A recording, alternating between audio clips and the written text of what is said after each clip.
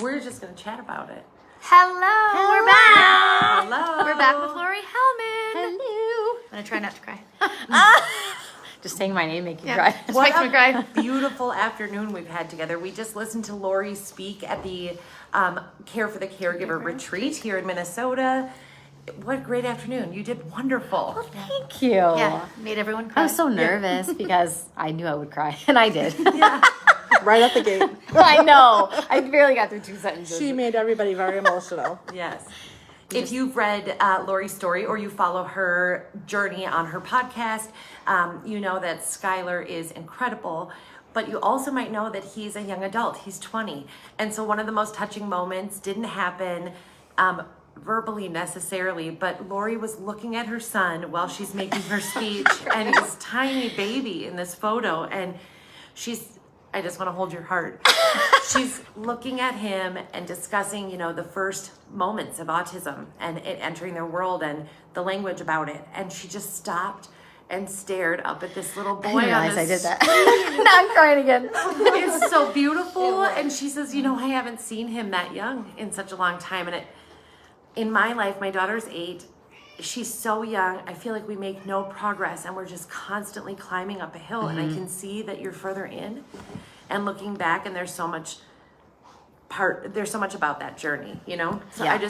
It took my breath. Well, you talked about, you know, back in your day, there was Yes. really no Google, like there wasn't the good, you know, in the internet, and Kimmy is in Kim so recognizes I that. looked for Kimmy in the back of the room when you were saying that, because, you know, we all look to Kimmy so much into the future, you know, because you guys are a lot further ahead of us on this journey. So listening to you was, you know, remarkable. I'm glad Rachel had some tissue made, and my makeup is off. Thank you. I want to say something about this. Hello. Can I say just that I was in the back over there. She was videotaping for me, too. Really, the part that got me was the single parenting, because I think that is something that really isn't talked about often in this community.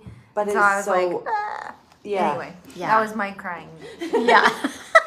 Yeah, it was touching. You know, sometimes I worry about bringing stuff like that up because not everyone can relate to that. But the number of people who've come in to talk to me at the book signing have said both seizures and being a single parent are 2 of the things that no one really talks about. And they were so glad that they knew someone else that has gone through that same thing. And again, I don't talk about seizures that much either, but that was a horrible time in our life before his autism diagnosis. So Yeah. You know, there's 70% of, I've heard the statistic is 70% of couples with a special needs child have a divorce. Mm-hmm. And, you know, I feel like it's just so relatable. Anyhow, there's just every person I feel like had this moment of connection and twinkle of hope. And I want to stress to the people that have been watching us all day long that it really is about taking the chance, sharing your story, because you don't know. Lori didn't know the way that she would touch me today, and I didn't know when we hugged earlier that, I mean, she doesn't know how I'll touch her. And you touch me a lot. Okay. Just kidding. One thing about Flanagan, she's a toucher. Yeah. The deal is that you just don't know. And connecting is the only way to both break stigma and to feel less isolated. Yes. It's incredible. Yeah, I'm really glad that I joined the blog squad and then I started blogging, and I did everything in the wrong order. I started my podcast first. Welcome to autism. Then I know, right? Hi, Ryan. I started the podcast first. Then I wrote my book, and then I'm like, gosh, you know what? I should probably have an online presence of some sort because people aren't going to know who the heck I am or who Skylar is. Mm-hmm. And just meeting all of you guys through blogging and podcasting and doing all of those things, it's opened the doors. I mean, I can't say enough great things about Kate and how she put this community together because it was so isolating and I was so alone.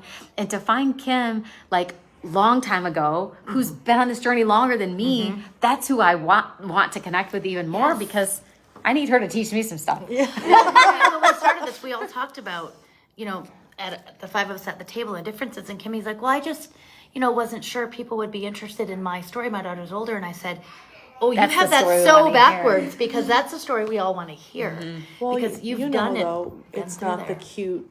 Oh, yeah. Do you know what I mean? Like, as they age, they, it's like, oh, this little 3-year-old or this little 5-year-old, it's like people are like drawn to that. They're drawn to little kids. I feel like as our kids age, it's almost like, Yeah. They kind of get left behind. Yeah. Yeah. I think that was Basically, yeah. one of the main reasons that I put. That's just Mimi again. Yeah. Fine. I think that's one of the I gave main her the sign. reasons when I was putting the graphics together and why I started with him as little. You all heard everybody go, oh. yeah, exactly. Because online now, all I show is the man, the 20-year-old man that he is.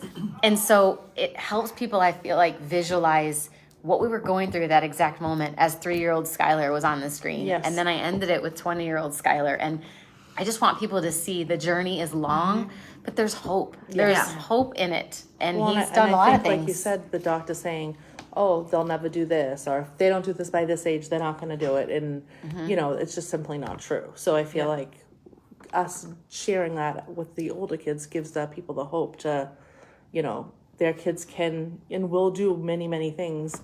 A doctor can't tell you when your child's 2 what they're going to do. They can predict, they can, and sometimes they can be right, but a lot of times they're off the mark. Like they don't know.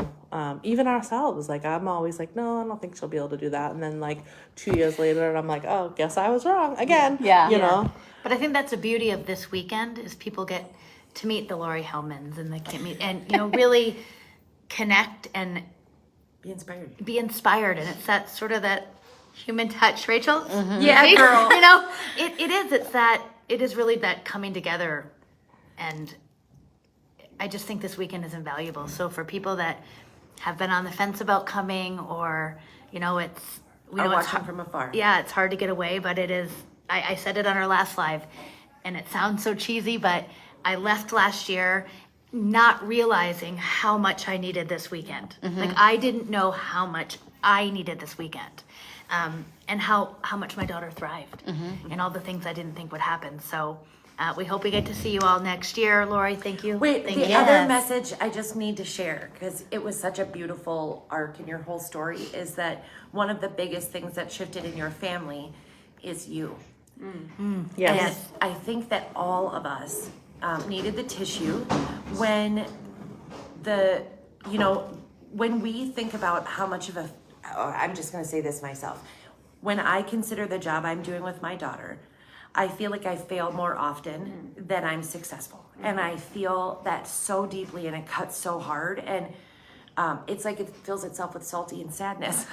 But the thing that came through is that you made a choice through a lot of work and a lot of therapy to not only have a practice at night to bring yourself kind of ground in the happiness and the joy of successes and stuff, but also that propels you forward and you to be more open to what Skylar's ready for and to have a more kind nature and communication with yourself, I'm glad that came through because the whole topic and the essence of the speech was to be kind to yourself and let go of the unrealistic expectations that we put on ourselves as parents. We aren't mind readers. We don't know all. Can't be all to everyone. And we're so mean to ourselves. We are so critical of ourselves and the job we're doing as parents. And we are amazing people. But that's how you opened it about with all the guilt. And I think you probably couldn't see as far back in the room as we were, but there were a lot of people, including myself, going, blame myself for all of these things. And what did I do wrong? And so, again, to hear you and be able to be in the room with you and hear those kind of things, this weekend is just invaluable. Yeah. And guess what's coming next? We're up. Table for 5. Yeah. This evening. Live. It's us If y'all next. can stay awake. We're exhausted here. We'll see who shows up. Yeah. But So, this evening we're closing it out. Amazing, beautiful. Check out her book. Where is? I sold out. sold out. Yay! Sold out all of her books. Welcome to my life. And Yes. It's my book title. It's my Facebook page title, so it's pretty easy to We'll brand. have her tagged everywhere so you can find her. We'll link her to all the things. Yes. And by we, I mean Tabitha or Jamie. Head to Amazon. You can listen to it audibly. That's what a lot of parents said. A lot of moms are like, I don't really have time to read. I'm like, you can listen to me for 4 hours. It's better than Perfect. that. Love it. Yes. Go check out the book. Check out her page. She's an amazing human being. Yes. Thanks. Lovely Thank you. speech. Thank y'all. Have a great night. Good night. We'll see you guys See you soon. next. Bye. Bye.